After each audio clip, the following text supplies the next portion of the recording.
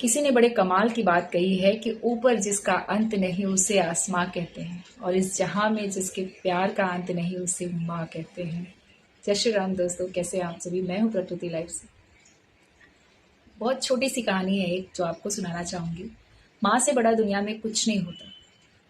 पिता का नाम भी बच्चा बाद में लेता है। सबसे पहले माँ के कोख में आता है और 9 महीने माँ के साथ बिताता है। तो इस दुनिया में माँ का दर्जा कोई नहीं ले सकता, है ना। तो एक कहानी जो उन्होंने लिखी है, वो बहुत बड़े अधिकारी थे और उनके पास सब कुछ था। वो बहुत टेंशन में रहते थे कि मेरे पास सब कुछ है, लेकिन मेरे पास माँ जो है उनकी एक आंख नहीं है। बहुत टेंशन में रहते थे। उनकी फैमिली वाले, उनके बच्चे, उनकी पत्नी बहुत टेंशन में रहते थे। हमेशा कहते थे कि मेरी माँ की आंख नहीं है, अब मैं करूँ तो क्या करूँ। वो सारी कोशिश करने के बाद भी उन्हें नहीं नसीब थी। और जब फैमिली में इनके मेहमान आते और इनके घर वाले आते, तो इनके घर वाले, इनकी मतलब पत्नी और इनके बच्चे माँ को इग्नोर करते, बार बार उन्हें साइड में रखते, किसी को दिखाते नहीं। शर्म आती, संकोच आती कि तुम्हारी माँ की आंख नहीं है। बहुत सह के, बहुत कुचले मन से ये देखते रहते ये सब कुछ। उन्हें समझ में नहीं आता करूँ तो करूँ क्या।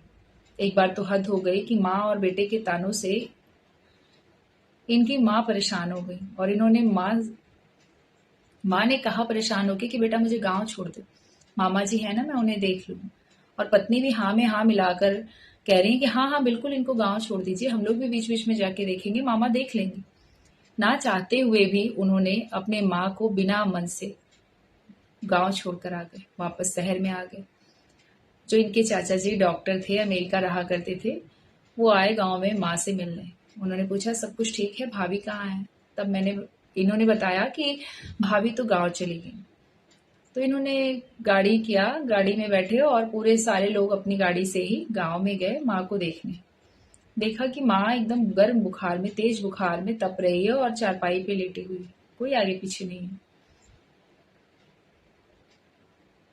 तब इन्होंने बहुत डांटा, बोला कि माँ की ये हालत है और तुम लोग शहर में रह रहे हो, भाभी की ये स्थिति है। चाचा जी बहुत गुस्से में थे। इन्होंने बहुत अपने गुस्से को कंट्रोल करते हुए समझाया, कहा बेटा तुम्हें बहुत गलत किया अपने माँ के साथ।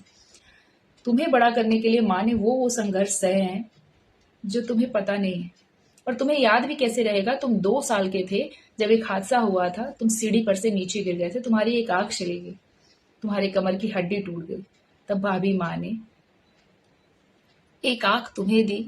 ये जो तुम दुनिया देख रहे हो ना, सीधी कमर से चल रहे हो ना, ये सब भाभी माँ के हैं। तब मेरी पत्नी की भी आंखों से आंसू गिरने लगे और इन्होंने बहुत शर्म महसूस की। इन्हें लगा कि भगवान मेरे प्राण निकाल लो, मैंने अन्याय किया अपनी माँ के साथ, जीवन भर मैंने अन्याय किया। चाचा जी बोले तुम परेशान मत हो भाभी मैं तुम्हें अमेरिका लेकर चलूंगा, तुम परेशान मत हो और वहां रहना। और ये क्या समझेंगे अपना कर्म आपका जो दिया है आपने इन्हें। तो देखिए, जीवन में सबसे बड़ा सम्मान अपने माता पिता को दीजिए, और उनसे प्रेम की बात आए तो पूर्ण समर्पण आपका होना चाहिए, है ना। माँ बाप से बड़ा हमारे जीवन में कोई नहीं होता।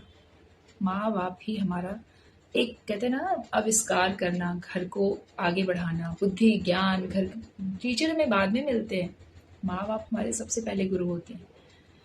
तो मैं आपको बता दूं कि उन्हें बहुत अफसोस हुआ, उनकी पत्नी को भी अफसोस हुआ, माँ को लेकर गए। कभी कभी अनजाने में भी गलतियां होती हैं, लेकिन कुछ तो आज के समय में जानबूझकर गलतियां कर रहे हैं। यहाँ तक कि जिनके घर में कुछ भी नहीं है, मैं बड़े शहरों की, बड़े अधिकारियों की बात नहीं कर रही हूँ। बहुत सारे लोग ऐसे हैं जो अनिरुद्धाचार्य जी के और प्रेमानंद जी के आश्रम में रोज पहुंचते हैं, जिनके पास सब कुछ है, सिर्फ साहस नहीं है अपने माँ और पिताजी का ध्यान रखने का, कर्म करने का। जिन्होंने उनका रातों भर बैठ के गीले बिस्तर होने पे साइड में उनको सुलाकर अपने गीले बिस्तर पर सोए हैं।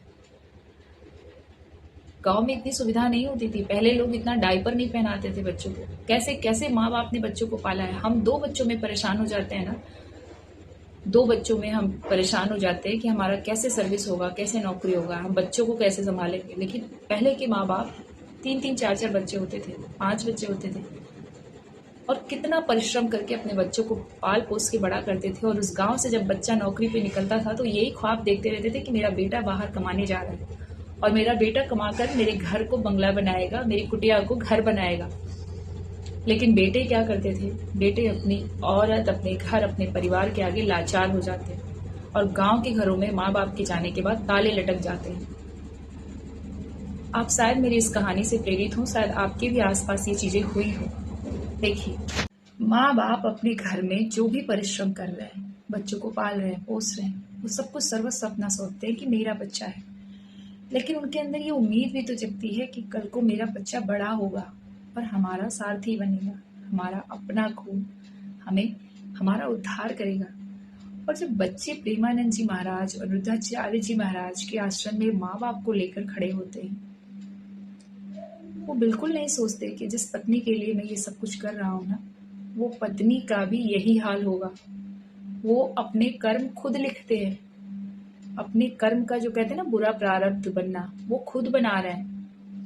तो माँ बाप की आप रिस्पेक्ट कीजिए। माँ से बड़ा लाइफ में कुछ भी आपका नहीं है, ठीक है? ये पैसा, ये दुनिया, ये सब कुछ प्रभु है। प्रभु ने आपको माँ को दिया है जिसे आपको आगे बढ़ाना है। तो अपनी लाइफ में माँ की कदर कीजिए। अगर आप ये वीडियो देख के थोड़ा भी प्रेरित हुए हैं तो अपनी लाइफ में जहाँ भी देखिए वहाँ थोड़े से ज्ञान को बांटिए। देखिए, आपके वैसे भी घर घर में ना बड़े बुजुर्ग खुश होते हैं, समझते हैं आपको, आपके दुख को, दर्द को, आपकी भावनाओं से। जब आप उनके साथ अच्छा व्यवहार करोगे, आप उनके साथ अच्छे से रहोगे, तो ही आपके अपने भी आपसे खुश होकर रहेंगे। कहते हैं ना, बहुत ज़्यादा चिड़चिड़ कर रहे हैं, बहुत बोल रहे हैं, बहुत गुस्सा कर रहे हैं, तो ये सारी चीज़ें आपको सहनी पड़ेगी। बचपन में माँ बाप ने बहुत कुछ सहा है आपके लिए, बहुत कुछ। भाई कभी नहीं कर रहे हो, कम से कम आपके पास बच्चे हो गए, आप माँ बाप बन गए हो, अब तो आपको समझदार होना चाहिए। तो बस आज की वीडियो मेरी माँ की कहानी पे था। अच्छी लगी हो तो इसे अपने दोस्तों में शेयर करिएगा।